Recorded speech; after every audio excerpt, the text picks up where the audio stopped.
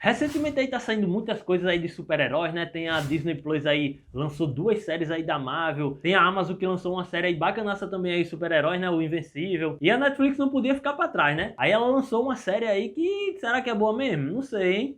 Será? Hoje a gente vai falar da série aí que a Netflix lançou chamada O Legado de Júpiter.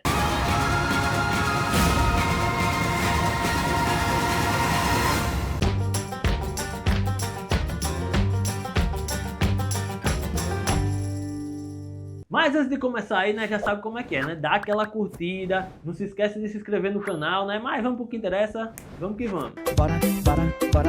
O Legado de Júpiter é uma nova série aí da Netflix, né, que tá tentando combater de frente aí com a Amazon Prime, com a Marvel, com a DC, que tá lançando um negócio de super-herói à torta e à direita aí. E eles apostaram aí em mais uma adaptação aí dos quadrinhos, né, que dessa vez é um quadrinho escrito aí por Mark Millar, que é um cara aí que escreveu aí Guerra Civil, né, por exemplo, aí da Marvel, é um cara que escreveu Kick-Ass, que escreveu Kingsman, então tipo assim, o cara tem um know-how foda aí de histórias, o cara é bom mesmo. Mas aí vamos ver como é que ficou essa adaptação, se foi bom mesmo o negócio da Netflix. Começar falando um pouco aí sobre a história, né? Uma coisa que eu achei muito interessante nessa história é que ela conta como realmente surgiu os primeiros super-heróis, né? Como eles conquistaram aqueles poderes. E isso é muito bacana, né? Que geralmente poucas histórias contam as origens de todos os super-heróis, né? A não ser que você vá focar ali num episódio, num herói específico e tudo mais. E essa história é contada em 2 linhas de tempo, né? Que é a linha de tempo lá de 1929, né? Que foi quando realmente começou o desenrolar para chegar até o ponto de algumas pessoas lá ganharem superpoderes.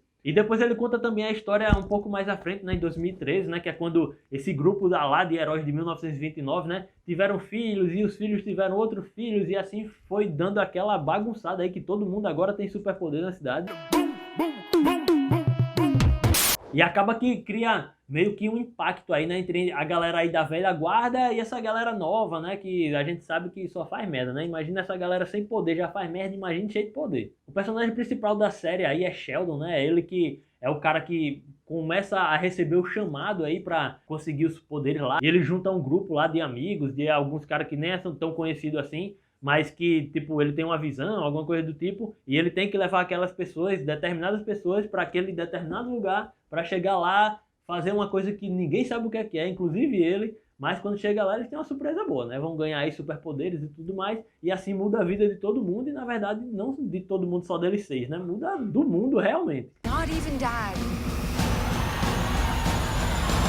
Essa série também mostra algumas cenas assim bem violentas e tal, mas nada comparado a, sei lá, The Boys ou o Invencível, por exemplo. Mas ele tem essa pegada assim de umas cenas mais violentas e tudo mais, mas não é assim o foco principal da série, né? Na verdade o foco é uma coisa um pouco diferente e que na verdade nunca é abordada em relação a essa parte de super-heróis. Porque nessa história eles começam a enfatizar que na verdade os vilões de hoje em dia não é aquela galera de antigamente que roubava um banco, roubava um carro, sequestrava uma mulher, um cara. Hoje em dia, na verdade, os maiores bandidos e as pessoas mais perigosas estão na política, né? Aquela galera que com a canetada aí pode matar um monte de gente num ataque nuclear, em alguma coisa do tipo.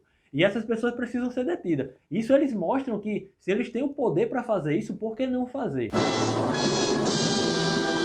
E é por esse lado que puxa as maiores discussões da série, né? Porque, tipo, o tópico, né, que é o Sheldon, né, que foi o cara lá que chamou todo mundo e teve os superpoderes, ele é um cara meio que da antiga ainda, ele acha que não deve interferir na política, que deve só salvar, tipo, de ameaças como meteoros ou alguma coisa do tipo, ou até mesmo coisas banais aí, como ladrão, essas paradas, mas essa parte mesmo de política eles não precisam se envolver. E ele faz com que todos os super-heróis sigam esse código dele, né? Mas chega um certo ponto que a galera mais atual e tal não concorda com isso. E eles começam a pensar que podem sim agir diferente e podem sim tomar parte desse tipo de problema que é bem maior do que o tópico acha que eles realmente devem se intrometer. E o desenrolar da história aí se passa em 8 episódios, se eu não me engano. E tipo assim, na verdade, vou ser bem sincero. Eu achei que foi meio que muita enrolação e tudo mais. Talvez esses 8 episódios poderiam ter sido resumidos aí em 2 ou alguma coisa do tipo. Inclusive, se você for olhar nos quadrinhos, né, que como eu disse, essa série foi derivada de uns quadrinhos, essa primeira temporada todinha, ela não é nem a metade da primeira edição dos quadrinhos, só pra você ter uma ideia. E apesar de ter essa história aí diferente, né, de que mostra aí a origem dos heróis, como os heróis chegaram até hoje em dia, né, por que tem tantos heróis, mostra que eles começam a tomar partido na parte da política, né? Que geralmente isso não acontece em outras. A outra coisa que eles mostram, que na verdade é o que eles mais mostram nessa temporada, é que o tópico ele sempre quer manter aí o código antigo, né? De nunca matar os bandidos e tal, sempre prender e a justiça que toma conta deles. Já a galera nova não, né? A galera nova quer matar. O cara roubou, morre, se matou, aí é que tem que morrer mesmo. E tipo, isso acaba criando um conflito aí, né? Entre a geração antiga e a geração nova, né? E isso causa aí um impasse e essas brigas aí entre esses novos pensamentos e os antigos, né? Do tópico. Mata todo mundo! Ela também tem algumas coisas que deixam um pouco a desejar. Acredito que a Netflix poderia ter investido um pouco mais aí, principalmente em alguns detalhes como maquiagem, por exemplo, né? Cara, tem personagens ali que você vê que a maquiagem é tipo ridícula, cara. Parece aquelas fantasias lá que o Luciano Huck usava quando ia enganar alguém lá no Lata Velha e tipo se fantasiava de velhinho e tal. É muito mal feita, bicho. Os efeitos especiais são assim, fora... Mas tem uns que realmente é uma merda. Que merda, hein?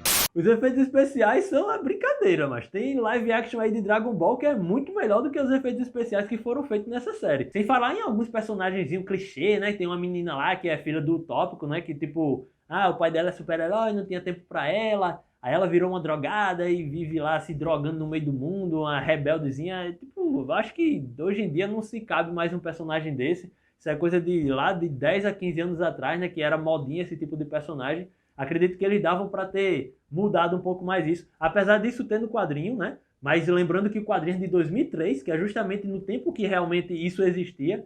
Mas já que é uma adaptação atual, eles poderiam ter feito um pouquinho dessa mudança, né? E outra coisa que me incomodou bastante nessa série foi em relação aos flashbacks, cara. Que na verdade, se você começar a assistir, você não sabe se a série se passa em 1929 e dá alguns pulos no futuro, ou se ela se passa no futuro e dá alguns flashbacks lá para mostrar o que aconteceu no passado. É tão misturado assim, é tanta cena de passado e de cenas atuais, e na verdade você não sabe se as cenas atuais é o futuro daquela cena que estava no passado. É uma bagunça só. Tem episódios, por exemplo, que tem cenas que esses flashbacks não duram nem um minuto, cara. Fica um minuto no passado, um minuto em 2013, mais 50 segundos em 1929, então fica aquela bagunça, cara. Na verdade, você só consegue saber em que tempo você tá ali naquela história, porque realmente uma coisa que tem que ser dita, tem que ser admitida, é que a parte do cenário lá, do antigo, da cidade e tudo mais, é muito bem feito.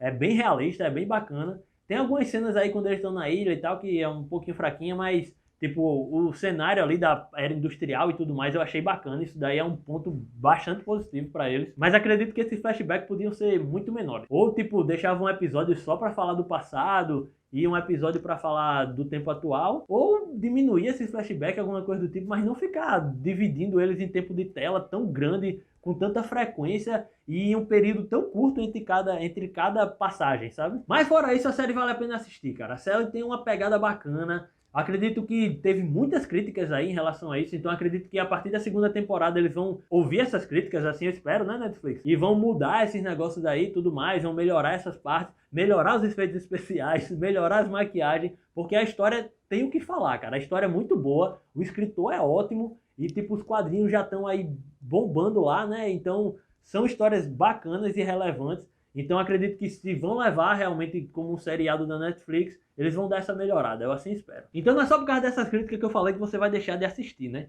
Corre lá pra assistir, que a série é bacana demais. Mas antes de ir, deixa o teu likezinho aí, viu? Não esquece não. Antes disso aí, ó, dá o like, se inscreve no canal se tu ainda não é inscrito, né? E hoje a gente vai ficando por aqui. A série de hoje foi aí O Legado de Júpiter, né? Uma série bacaníssima aí da Netflix. Aconselho demais vocês a assistir. E até a próxima então, né? Vamos que vamos.